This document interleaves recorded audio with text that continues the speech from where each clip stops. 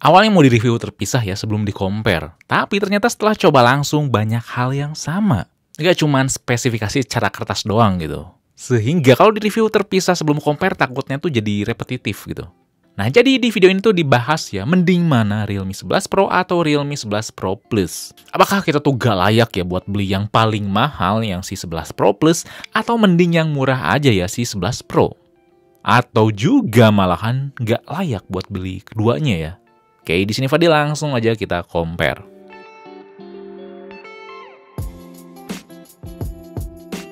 Yang pertama kita bahas masalah desain dulu yang identik. Yap, urusan desain tuh nggak bisa dibedain begitu jauh. Kita bisa nemuin back cover dengan tekstur kulit buatan, enak banget buat dilihat dan buat dipegang. Desain ponsel itu dibuat oleh mantan desainernya Gucci, yang dimana secara keseluruhan, desain model gini tuh kayak pisau dua mata. Bisa bikin orang suka banget atau nggak suka banget. Kalau kalian nggak mau desain kulit gini, rasa terlalu mewah gitu, bisa pilih warna hitamnya aja yang sayangnya cuma ada di Realme 11 Pro biasa. Tapi buat saya pribadi sih cukup suka ya. Ergonomi dan look tuh balance. Yang bedain cuma di BAM kamera 11 Pro Plus tuh lebih besar karena sensor utamanya ya lebih besar. Walaupun bongsor kita gak bisa nemuin slot micro SD di sini, termasuk jack 3,5 mm juga nggak ada. Yang terakhir menurut saya yang disayangkan nggak punya rating IP yang tinggi gitu, 67 atau 68. Yang dimana itu tuh penting sih buat saya. Karena bisa bikin aman ponsel kalau nggak sengaja kejatuhan air atau kehujanan. Sebenarnya kalau lihat dari spesifikasi yang ada, Realme itu mengesampingkan hal itu dan lebih memilih di sektor desain khususnya layar. Yap, layar yang melengkung di sisi kiri dan kanannya. Yang dimana ya, urusan layar kayak gini tuh saya kurang suka sih. Makanya di 10 Pro Plus kemarin tuh saya nggak nge-review. Karena terkadang layar model gini tuh si pinggirnya kesentuh sama jari atau tangan dan buat penggunaan layar gak responsif. Terus nyari temper glass-nya juga susah ya, dan kalau jatuh itu tuh lebih mahal dibenerinnya dibandingkan layar yang datar. Realme, Oppo, Vivo tuh mutusin pakai layar melengkung gini buat bedain sih dibandingkan dengan kompetitornya. Yap, mereka tuh pengen beda. Ya kita lihat aja lah, layar melengkung ini bakal bertahan berapa seri ya. Namun tentu layar kayak gini tuh ada bagusnya, yaitu tentu ya, pertama masalah look bikin kece. Jadi nambahin kesan mewah selain belakangnya tuh kayak kulit. Selain itu karena melengkung, frame di sisi kiri dan kanan tuh lebih tipis yang membuat grip ponsel tuh jujur lebih mudah terjangkau dan nyaman walaupun ponsel tuh punya dimensi yang besar. Selain si layar tuh sensitif dan punya movement 120 Hz yang smooth, juga si layar ini tuh warnanya pop up dan kaya ya, karena nyampe 1 miliar warna. Kalau nggak suka warna yang pop up, di sini kita bisa ngubah kok ya ke settingan warna yang natural. Lalu tentunya juga akurat ya, karena DCI-P3 itu 100%, jadi enak dipakai nonton, apalagi dua-duanya tuh dikasih speaker stereo yang kenceng banget. Volume rendah pun udah kenceng, masalah kualitas bass dan treble-nya memang enggak wah, tapi saya cukup suka kok karena lantang. Dan gak cempreng ya. Yang disayangin adalah walaupun layarnya ini tuh udah support HDR, tapi saya tuh gak bisa muter konten HDR di Netflix. Lalu untuk keamanan kita dikasih sensor sidik jari yang lumayan cepat bacanya di kedua ponsel ini, termasuk si face unlock-nya. Dan terakhir, masalah fisik, ada hal yang bikin si Realme 11 Pro Plus tuh lebih premium dibandingkan Realme 11 Pro. Walaupun tadi udah dijelasin banyak samaan ya. Yaitu adalah masalah feedback gitarnya. Feedback gitar di Realme 11 Pro Plus tuh halus banget ya, dan dibekalin sama software OHaptics yang sama kayak di Oppo. Dan beneran nyaman ya, halus. Bisa nge-custom getaran setiap perintah dan aplikasi yang berbeda. Sedangkan Realme 11 Pro tuh murahan, kasar. Kita tuh gak bisa ngatur kekuatan getarnya kayak gimana. Lebih nyaman getaran di Realme GT Master yang keluar udah lama lah.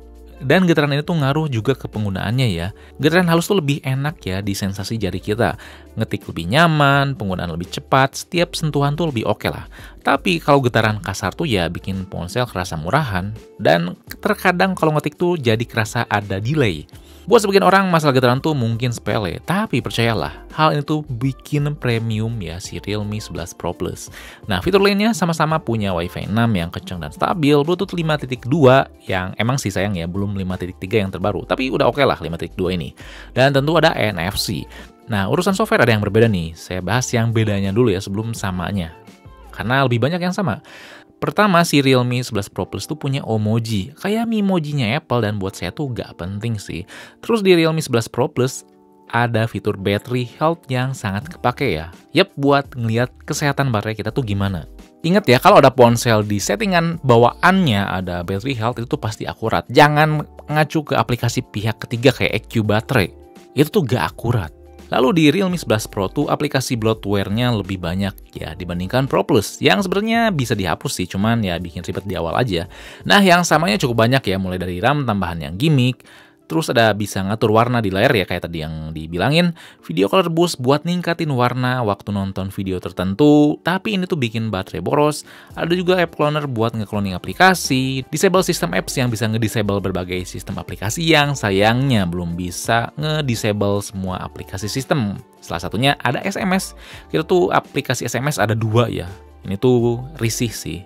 Lalu ada notifi story buat lihat notifikasi yang udah kehapus, pengaturan privasi kayak buat ngunci aplikasi, nyembunyiin aplikasi, private save buat nyimpen file penting, sistem cloner buat bikin workspace kedua yang terpisah, split screen, ada flex window buat bantu multitasking, ada sidebar, ada kid space, simple mode, dan berbagai gestur di layar yang bisa di custom. Lalu masalah penampilan juga asik ya buat ngatur always on display yang bebas nyalanya kapan, tema, font, icon aplikasi, icon setiap elemen ponsel juga bisa diubah ya kayak icon baterai, atau juga ngatur icon yang muncul di status bar tuh ada apa aja dan bisa ngubah tombol navigasi tentunya. Lalu nomor 4, experience-nya nih.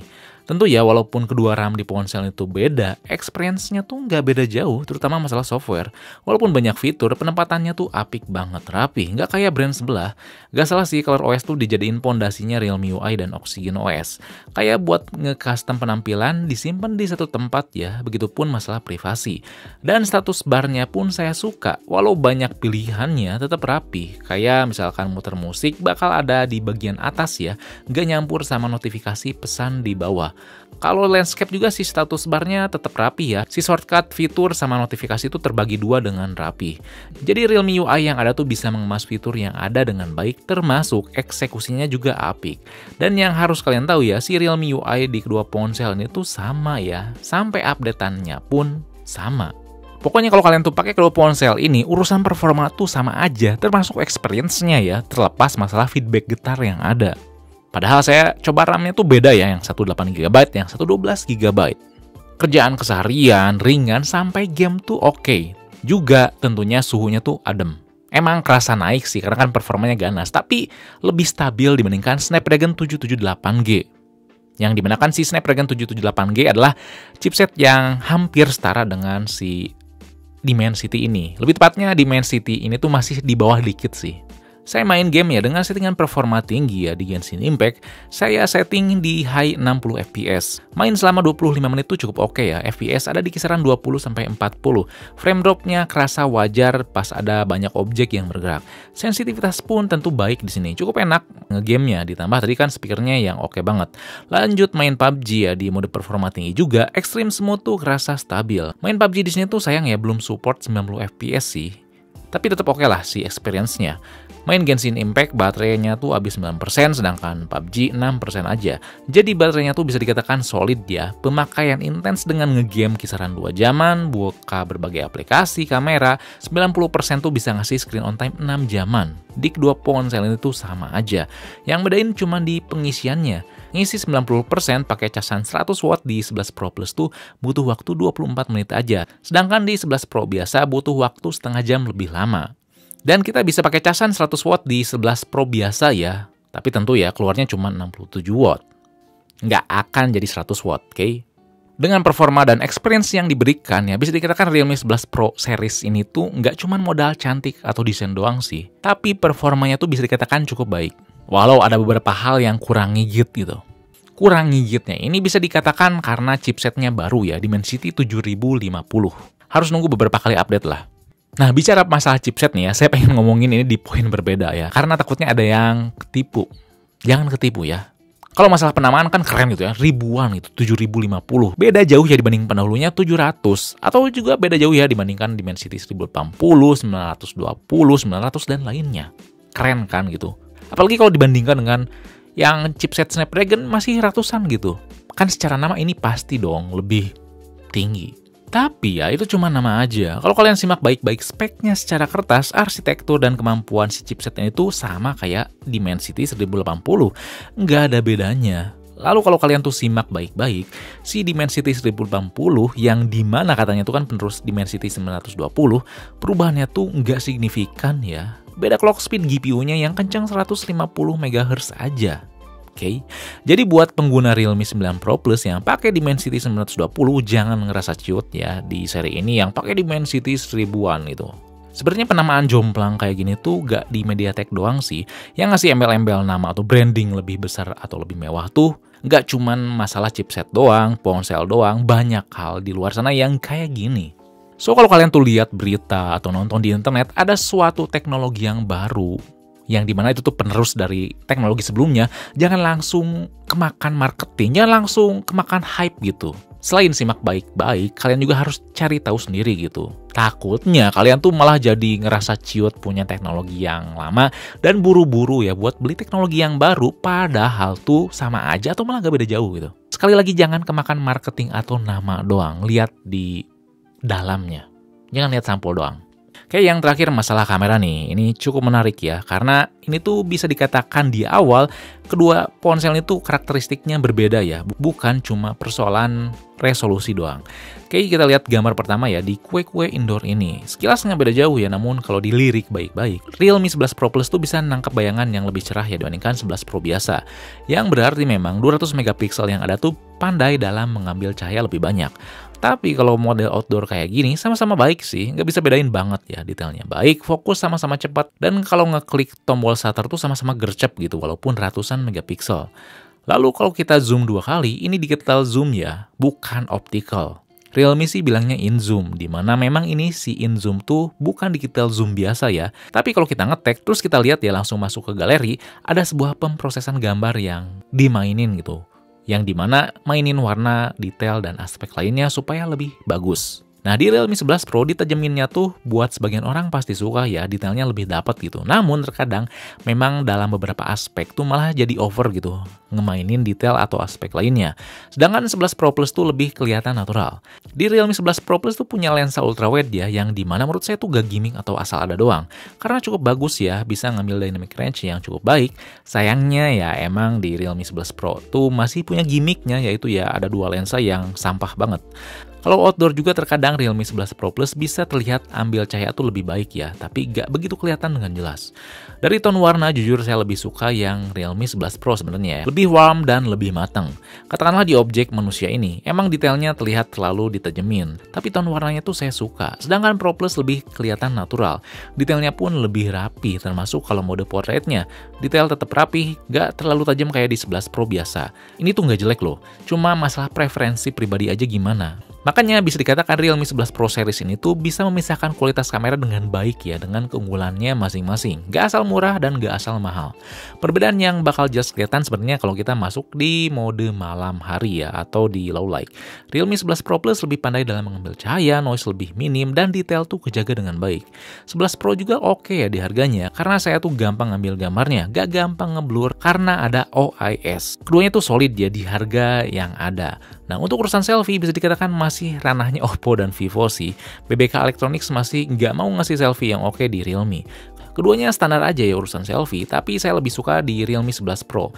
Ya emang warnanya dimainin, tapi dynamic range-nya tuh lebih oke dan tone warna tuh tadi ya lebih matang, good job lah. Lalu untuk urusan videonya harus diapresiasi sih, karena Realme mempertimbangkan juga kualitas video yang baik. Nggak berat sebelah di fotonya doang. Keduanya bisa ngasilin detail, warna, kontras, dan aspek lainnya yang sama baiknya di harganya yang dimiliki. Hanya saja Realme 11 Pro Plus tuh si pencahayaannya masih lebih baik ya, kayak di fotonya. Perpindahan fokusnya cepat walau punya ratusan megapiksel. Good job. Termasuk video low light-nya, Realme 11 Pro Plus tuh masih bisa ngambil cahaya jauh lebih baik ya dibandingkan Realme 11 Pro. Dan cukup kelihatan bedanya. Jadi memang kalau kalian tuh prefer dan lebih suka ngambil video dan foto malam hari, Realme 11 Pro Plus tuh gak akan ngerugiin kalian sih. Dan terakhir kembali ke urusan kamera depan, Realme 11 Pro lebih baik ya lagi-lagi. Lebih cerah, enak dilihat, pokoknya lebih oke. Kalian bisa lihat lah. Hanya saja yang disayangin tuh tetap ya keduanya mentok di 1080p. Nggak kayak kamera belakangnya yang bisa 4K. Namun mau pilih yang manapun tenang aja ya, kedua ponsel ini bisa ngupload video 1080p di Instagram, mau itu Reels atau Story. Sama baiknya. Kalau kalian mau lihat hasilnya gimana, bisa lihat di Instagram kami ya, udah ditaruh di highlight. Halus hasil uploadnya tuh. Termasuk TikTok video juga bisa ngupload kualitas tinggi. Ingat ya, saya nggak bosen bilang kayak gini. Nggak semua ponsel mid-range Android bisa kayak gini. Masih ada lah yang ngupload video TikTok dan Instagram tuh ya seadanya banget. Ini keduanya 1080p ya, 30 fps, gak bisa lebih sayangnya, walaupun sebenarnya support kan kamera depannya 32 megapiksel, tapi ini mentok di 1080p ya. Dan kalian bisa lihat ya gimana hasilnya, bisa nilai, tapi sekilas sih ini yang si Realme 11 Pro biasa agak overexpose, dan kalau misalkan di yang 11 Pro Plus nggak overexpose. Oke. Nah ini kalau yang Realme 11 Pro Plus bisa zoom out, zoom in, digital zoom ya, bukan optical tentunya. Oke. Dan kalau misalkan dipakai jalan sama-sama stabil sih, tapi sekilas saya lebih suka di yang 11 Pro Plus ya, karena nggak overexpose. Walaupun di langit di belakang overexpose, tapi di bagian depannya kelihatan lebih oke. Jadi di sini sebenarnya udah jelas kalau kalian tuh mentingin performa dan suka desain dari Realme 11 Pro Series yang lebih murah, lebih layak dibeli, asalkan kalian mau terima feedback getarnya yang kerasa murahan, atau kalian memang nggak suka ada getaran sedikit pun di sebuah ponsel. Hasil foto dan videonya emang nggak sebaik si yang kakaknya, tapi tetap bisa berkompetisi dengan baik ya di harga 4-5 jutaan, solid. Kecuali kalau kalian tuh mau lebih pro ya urusan kamera, khususnya kalau malam hari. Ya, Pro Plus jawabannya. Lebih premium karena feedback getarnya yang oke, juga pengisian dayanya yang lebih cepat. Nggak akan rugi sih buat ngeluarin duit lebih mahal buat pilih si Pro Plus, apalagi bonus penyimpanan 512 GB. Dan mau pilih yang manapun, masalah fitur tenang sih, ya sama-sama lengkap, performa oke, dan daya tahan baterainya juga sama baiknya, jangan khawatir. Sehingga apakah layak buat beli Realme 11 Pro Series secara keseluruhan? Ya, layak. Kalau kalian tuh mentingin masalah desain, kamera, dan layar yang melengkung. Dengan bonus performanya yang oke, walaupun nggak sekenceng 778G, tapi di situ tetap lebih stabil ya. Juga layak kalau kalian tuh nggak mentingin rating ketahanan air dan debu yang tinggi kayak 67 atau IP68. Dan buat saya pribadi tetap sih masih suka Realme 9 Pro Plus ya. Punya layar yang datar, lebih compact, dan masih suka karakteristik dari si Sony IMX yang ada di Realme 9 Pro Plus. Sehingga kalau kalian tuh lagi cari kameranya yang oke, pengen ponsel Realme dan gak suka layar yang melengkung, lalu budget tuh minim, beli Realme 9 Pro Plus tuh nggak akan rugi kok. Tetap oke ya. Jadi sekian aja ya video compare kali ini. Kalau misalkan ada yang ingin tanyakan, kalian bisa tulis komen di bawah ya. Jangan lupa buat like, share, subscribe Fixme, lalu nyalain lonceng notifikasinya biar gak ketinggalan video berikutnya, oke? Di sini Fadil, peace out.